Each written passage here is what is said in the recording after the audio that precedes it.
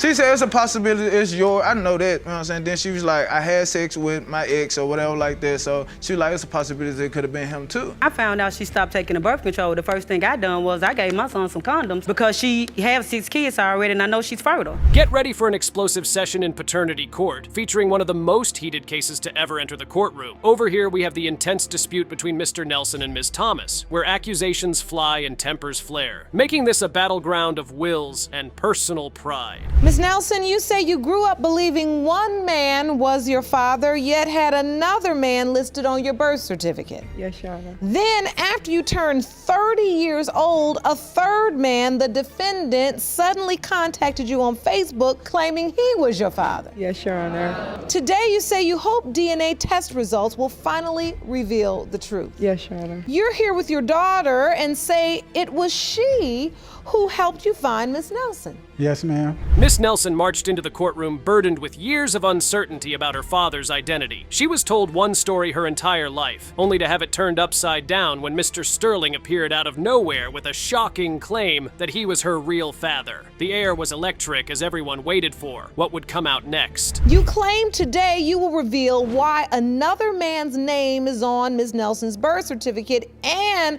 prove to her you are indeed her father. Yes, ma'am. So, Ms. Nelson, please tell the court, how did you first hear about Mr. Sterling's claim? Well, Your Honor, I grew up my whole life knowing a different man was my dad. It was a man that was in prison. My mother took me to visit him weekend after weekend, week after week, and this is the man I grew up knowing that he was my father. From the moment Mr. Sterling took the stand, the story took a sharp turn. He wasn't there just to stir the pot. He came with bombshell revelations that he used a fake name online to hide his identity due to personal issues. He laid out his history with Miss Nelson's mother, talking about young love shattered by life's harsh realities. The courtroom was on edge, hanging on to his every word. We met in high school. We had sex every day during the summer, every day. Oh my mother even caught her in the house. My mother walked in the door and I heard the key come in, but I had her mother hide in the closet. So my mother didn't pay no attention. My mother walked by and then I forgot and left her clothes there, her shoes in the living room. Oh my God. And my mother seen it and said, who you have in this house? I said, nobody. As if that wasn't enough, Mr. Sterling threw another curveball that sent ripples through the courtroom. He revealed he was actually the man listed as Vincent Preston Nelson on the birth certificate. Yes, that Vincent Nelson. The crowd gasped and whispers flew thick and fast as the reality of his statement sank in. My question is, how can this be possible? Because there's the man in prison and there's Vincent Preston Nelson, and then you say you were at the hospital. Because ma'am, I am Vincent Preston Nelson. Wait a minute. You are Vincent Preston Nelson. Yes, ma'am, and I have evidence to prove to you right now today. That is in fact you. I was younger then. Excuse my hair, I didn't get a haircut back then. This is you on this Yes, ma'am. ID card. Well, when I grew up, I never met my real father. And now, the moment everyone had been anxiously awaiting was upon us. The unveiling of the DNA results. The courtroom was thick with anticipation, with accusations and revelations thrown from every direction. The final truth was just moments away from being revealed. Would Mr. Sterling really turn out to be Miss Nelson's biological father? Or was there another twist waiting in the shadows of this already convoluted family drama? Mr. Sterling, you are her father.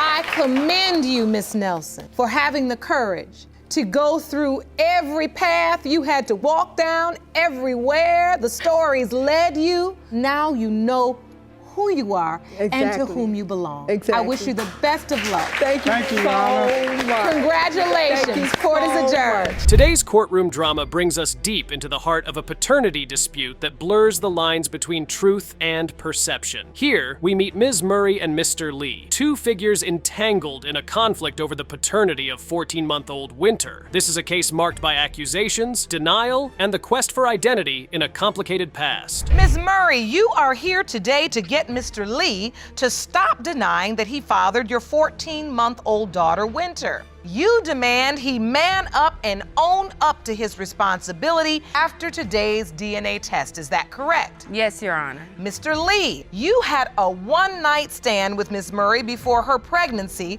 but claimed she later confirmed she was not pregnant by you. You admit to one night, but state she had multiple men and there's no way you are her child's father. Is that correct? Yes, Your Honor. Ms. Murray stormed into the courtroom with a singular goal: to compel Mr. Lee to accept responsibility for Winter. Right from the start, the tension was palpable. Mr. Lee was adamant. He wasn't the father. He dismissed his brief encounter with Ms. Murray as a fleeting mistake, complicated further by her alleged relationships with other men. The stage was set for an intense showdown, as both parties braced for a fierce battle over the truth. I'll start with you, Ms. Murray. Tell us why you opened your case today. Well, basically, Your Honor, Mr. Lee is a deadbeat. He has not done anything for Winter. That's ludicrous. I have 6 other kids. Exactly. And I am not the father of her baby. She wants this because she's trying to pin this baby on me because she know I'm a good guy and I'm a good father. You're not a good anything. You're a deadbeat. You barely take care of them 6 kids that you got. So. And Winter's 15 months and you're saying that Mr. Lee hasn't done anything for? He has not done nothing. As Ms. Murray laid out her case, the atmosphere thickened. She described a decade-long acquaintance with Mr. Lee that turned intimate one fateful night. Mr. Lee countered every claim with sharp denials, declaring Ms. Murray as a schemer. As accusations flew and tempers flared, the courtroom buzzed with anticipation and dread. So all of this because you're denying paternity, Mr. Lee? Yes, I have multiple reasons on why. When she sent me the video of her taking the pregnancy test, she said, "So y'all won't think I'm lying?" And she peed on the stick and sent it to me. And I was like, basically, I y'all. said so nobody won't think that I'm lying But about who was being y'all? pregnant. So that I was not trying to have any kids ever. So to get pregnant was a surprise. And this is your child. And in your mind, because you said y'all, that means more than one person, AKA more than one father. Yeah, and she's admitted that. So I don't even know how we here. The tension hit a boiling point as they delved into the specifics of their encounters, the golden rule about condoms, the alleged setup by Ms. Murray, and the vehement denials by Mr. Lee. It was clear this was more than just a paternity test. It was a battle for truth amid a series of doubt and accusation. I came over, and unfortunately, I broke the golden rule. You broke the what? The golden rule. The golden rule? Yes. What's the golden rule? You never use the stripper's condom. Never. It was not mine, Fabian. It was yours. Oh, the golden rule is Yeah. you never use a condom that the stripper gives you. Yeah, you bring your own, and I Did can't. you know that rule, Jerome? No, but it's good to know. Nobody knows that rule but him. Nobody know that rule but him. He just made that up. Who helped Did you make anybody that up? else out there know that rule? Somebody help him make. Oh, okay. Thank you. Now, the moment of truth was upon us. The courtroom held its breath as the DNA results were ready to be unveiled. Emotions ran high, the air thick with suspense. Could the DNA test cut through the web of accusations to reveal the father of little Winter? Or was there yet another revelation ready to shake the foundations of what everyone thought they knew? Mr. Lee, you are the father. That was your baby say. It has been determined by this court that you made a baby with showbiz, so it's time for some lights, camera, and action. That baby. Look at her. She's beautiful. She looks just like you, Fabian. Really? You really? She's a tried to beautiful play little this girl. She's 15 months old. She's missed out on 15 months with her daddy.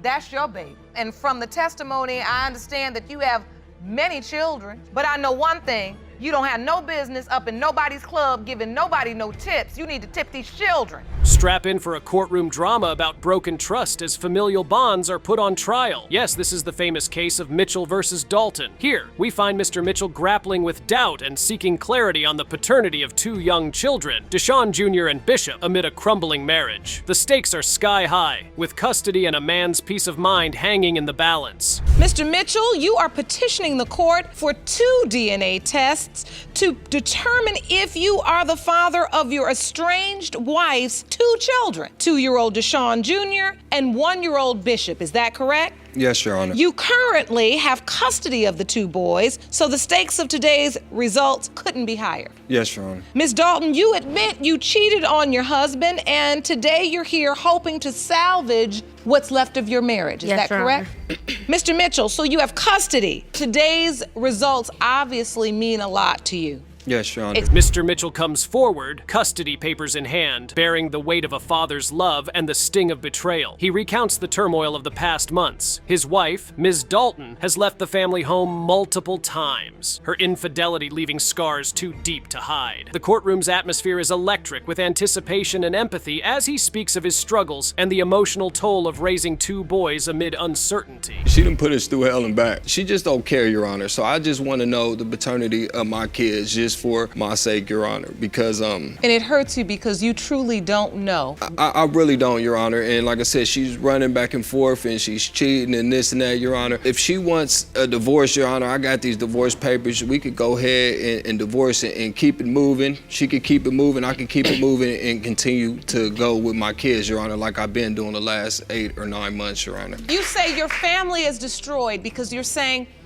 she's in and out of the home and you have the boys. Yes, Your Honor. Ms. Dalton admits to her transgressions but contests the sympathetic story he is building. She argues that their marriage was full of neglect on both sides and that her departures were acts of desperation, not abandonment. The tension rises as she tries to explain her side, her voice a mix of regret and defiance. The last altercation that we had when we were gone for the 7 months, that's when that happened. I couldn't deal with it. When there was an issue, Yes, I did you leave. admit you left. Yes, Your Honor. But did you run into the arms of another man No, when you Your left? Honor. You didn't. Yes, No, you did, Your Your Honor. Honor. Yes, I you said did. I was living with my sister. So Your Honor. during the time, With a man during that the was sitting time over there you with her all were every day. together, you were in your relationship, did you sleep with another man? In the beginning, yes. But since we've been married, no. She was just with another man, Your Honor, so we're still married. I don't And know. we were separating, and we both agreed on the separation. Honor. We weren't together. We were going to move on Your with Honor, I our don't talk lives. to her, so I We don't were know going to how we move on agreed with our the lives and separation. I divorce. never talked to her. As accusations fly and defenses are mounted, the children's future remains uncertain. Mr. Mitchell's voice breaks as he discusses the possibility of raising children who may not be his own. The air is thick with suspense as both parents lay bare their pain under the watchful eye of Judge Lake, who navigates their testimonies with a steady hand. You with the 2 boys. Yes, ma'am. And you don't even know if they're your biological children. Yes, ma'am. What is your doubt based on, specifically, for each child? So let's start with Deshaun. When I met her off of Facebook, Your Honor. She was already staying with another guy, Your Honor. I didn't know at the time. I happened to end up finding out once we was over my sister's house. And, you know, some guy calls her phone, Your Honor. It's her cousin. That's what she says. It's my cousin, you know. So when I said, okay, well, we'll call your cousin back, because the way she was talking to her demeanor, it seemed funny. And like I said, I'm much older than her. So like I said, I done been there and done that, you know, trying to run these little game on. The moment of truth approaches, and the courtroom braces for the impact. DNA results are ready to reveal the biological father of the children. Could this be the closure Mr. Mitchell seeks, or will it open new wounds? Will the tests mend a family or mark the end of Mr. Mitchell's hopes? Let's find out. Mr. Mitchell, you are Bishop's father. Mr. Mitchell, you are Deshaun's father. I can see that smile is genuine. You're happy to know. Yes, Your Honor, I am, and I appreciate it, Your Honor. It's just all the lies and stuff she put me through, Your Honor, and I'm gonna try to put this behind. If she really wants to go to counseling and really wants to try to make it work, I'm willing to do that, Your Honor. Where do you want to go from here? I wanted to work on our marriage. I You mean, do. I'm the one who suggested counseling. This episode of Paternity Court promises another complex dispute over paternity involving Mr. Jones and Ms. Milan. With a child's future hanging in the balance, the courtroom is tense. Both parties stand ready to confront their shared past, marked by intimacy, deceit, and doubts. This drama brims with emotional upheavals and legal confrontations, promising revelations that could shake the very foundations of a makeshift family. Mr. Jones, you and your mother are co-plaintiffs who have brought the defendant, Ms. Milan, to court to prove her 3-month-old son, Quanil Jr., is not your biological child. Yes, Your Honor. You claim you took Ms. Milan and her other 6 kids into your home, and now she's trying to take you for a ride by claiming this baby is yours. Yes, Your Honor. Additionally, you say when today's DNA results prove you are not the father, you are seeking $1,500 for housing and child care expenses. Yes, Your Honor. Mr. Jones, along with his staunchly supportive mother, stands firm in his claim. He is challenging the paternity of 3-month-old Quinnell Jr., asserting that Ms. Milan has manipulated him into a fatherly role for her extensive brood. Mr. Jones is not just contesting paternity, he's also seeking recompense to the tune of $500 for housing and childcare expenses. His voice, filled with a mix of frustration and betrayal, resonates through the courtroom as he details the sacrifices he has made. Talk to her about me or whatever like that. And then how'd this relationship begin? When I first, moved home with my mom, I noticed him. She was like, this Mr. Jones, he lived next door. We started, just on a friendly note, hey, how you doing? We'll sit out, we'll talk, laugh, joke. I go back in, tend to my kids. Eventually he started I could tell it was a little more flirting going on. Like he'd be like, why don't you come watch a movie sometime? Or, I wasn't taking him very seriously because it is an age difference between me and Mr. Jones. So why were you entertaining this? We started off, we were just friends. I'll go outside, smoke, he'll play with the boys. Across the aisle, Ms. Milan, the defendant in this emotional litigation, admits to her infidelity, but she fiercely maintains that Mr. Jones is the biological father of her youngest child. Her testimony is a narrative of need and desperation against the backdrop of her other 6 children's faces, each a silent witness to the unfolding drama. She pleads her case to clear her name and cement the paternal bond she insists exists between Mr. Jones and her infant son. It was so much going on at that time. That's when I got so upset when I seen the text. I hadn't even been thinking about the ex. She had been out the picture this time for a sec. The ex always superior. So now when you're living with Miss Jones, the baby's born or you're pregnant? No, this is before the baby's even conceived. Even before conception? Or maybe why. Conception could have happened then. Mr. Jones, you took your one girlfriend and her kids, moved them into your mother's house, and then went with your ex. Yes, pretty much. That's what Yes, he did. Your Honor. Like you said, I'm young. It's a big age difference. I started getting a little... The atmosphere is electric as each testimony adds layers to the story. Mr. Jones describes how he welcomed Ms. Milan and her children into his home, providing shelter and stability when they were most vulnerable. His mother, with protectiveness flashing in her eyes, corroborates his story. She claims that her son is a victim of Ms. Milan's deceit. She recalls the heartbreak and helplessness in her son's eyes at the hospital post-birth. And by him leaving, I was like, okay, why am I doing this and you're not even here? And my reason for doing it was for you. Yeah. Right. And so you say she's trying to trap your son. I felt like she was trying to trap my son because she stopped taking her birth control. She said it was making her sick, but she should have started another birth control instead of stopping it altogether. What would be her motive to trap your son? She want to be with him. She wants to have him in her life. Is that true, Ms. Milan? No. Why'd you stop taking birth control? I was sick. It was just making me sick. And so how did you find out she was pregnant? She called and told me. Through tears and defiant glares, Ms. Milan speaks of her past struggles with health and housing. Her voice trembles as she details the complexity of relationships and decisions that led her to Mr. Jones's doorstep. She speaks of the initial platonic friendship that blossomed unexpectedly into more, emphasizing her vulnerability and the solace she found in Mr. Jones's presence around her children. I was around him at the time. I was feeling sick, and I was like, I knew I hadn't been out there that long also. But I did go to the store and get a pregnancy test, and it came out positive. I ended up telling Mr. Jones also. And, he did his talking or whatever, but he ended up texting and was like, okay, regardless of what, if that's my child, I do want to be around. Let me know when you go to the doctor. So you were there participating like the father. Did you sign the birth certificate? No, I told him not to. I didn't sign anything because I wanted the DNA test first. Well, that was smart. Yeah, my son cried, Judge. As the testimonies wind down, the courtroom braces for the climactic unveiling of the DNA results. The judge calls for decorum as she prepares to dissolve the clouds of doubt hanging over the courtroom. Mr. Jones's face is masked with fear, ready to brace a verdict that could either free him from unwanted obligations or anchor him deeper into the role of a father. He cried. He literally broke down at this hospital. He literally cried and broke down because he was going to be devastated. And I felt his pain. I could literally feel his pain. That's why I contacted the court to help her, because I wanted him to be sure. And when you say he isn't sure, can you explain to me what the doubt is exactly? My brother passed in July the 16th of last year. And during that time is around the time that she got pregnant. And she came to give her condolences and everything, but she came with another man. I drove. And on another occasion, I was driving. I'm at a friend's house playing dominoes. It's a guy come to that house. It's like a different street. The results are in, and the courtroom holds its collective breath. Will this makeshift family be mended, or will it get turned upside down? Only the judge's final word will tell. Mr. Jones, you are not the father. I'm so sorry. I'm sorry. I didn't know. Yeah, I'm like, You okay, Mr. Jones? I'm ready to go. I'm sorry. I hope you will find comfort in knowing that you did the right thing. You may have gotten wrong or right in the relationship with Miss Milan. You did right by this beautiful baby. As for your suit, Ms. Jones, for $1,500 for the room and board and for all of the expenses related to the child,